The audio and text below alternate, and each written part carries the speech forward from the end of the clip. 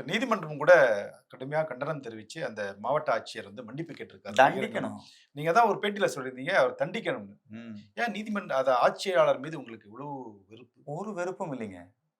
நீங்க அன்னைக்கு எங்க வழக்கறிஞர்கள் கொண்டு போய் காட்டுறாங்க. பாருங்க நீதிமன்ற உத்தரவு. நீதிமன்ற அவமதிப்பு வரும். நீங்க இப்படி நடந்துகிட்டீங்கன்னா. "வி வில் ஃபேஸ் த சீக்வென்ஸஸ்ங்கிறாரு. இப்போ நான் சந்திப்பேங்கிறாரு. இப்ப போய் மன்னிப்பு கேட்கிறீங்க. இதுவும் நடிப்பு தான். இது இதுவும் என்னன்னா நாடகம் தான். ஒரு 144 தடை உத்தரவை அதை போட்டு உச்சநீதிமன்றம் அல்லது உயர்நீதிமன்றத்தினுடைய உத்தரவை நீங்கள் அமுல்படுத்தாமல் இருந்தால் நீதி எங்களுக்கு மறுக்கப்படுகிறது.